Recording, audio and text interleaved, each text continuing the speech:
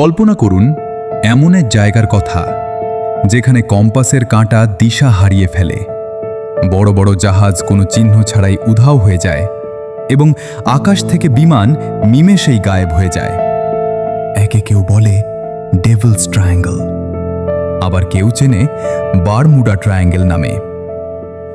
আজ আমরা উন্মোচন করব এই রহস্যময় সাগরের পর্দার আড়ালের গল্প।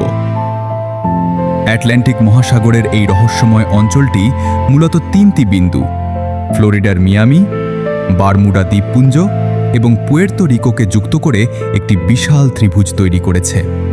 এর আয়তন প্রায় 5 লক্ষ থেকে 15 লক্ষ বর্গমাইল। এই এলাকার ইতিহাস ভয়ঙ্কর, সব নিখোঁজ হওয়ার গল্পে ভরা। 1945 সালে মার্কিন নৌবাহিনীর 5টি বিমান, যা ফ্লাইট 19 নামে পরিচিত, রুটিন মহড়ার সময় এখান থেকে চিরতরে হারিয়ে যায়। এমনকি তাদের খুঁজতে যাওয়া উদ্ধারকারী বিমানটিও আর ফিরে আসেনি।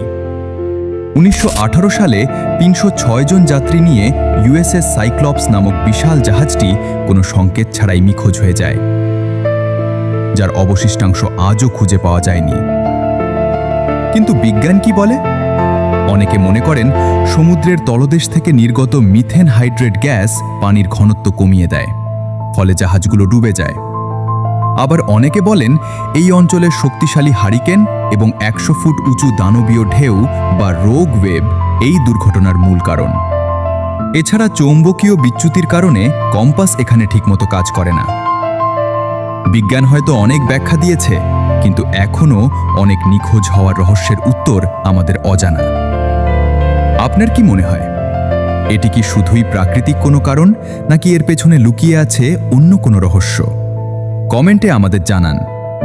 ভিডিওটি ভালো লাগলে লাইক দিন এবং এমন আরও রহস্যময় ভিডিও দেখতে আমাদের সাথেই থাকুন। ধন্যবাদ।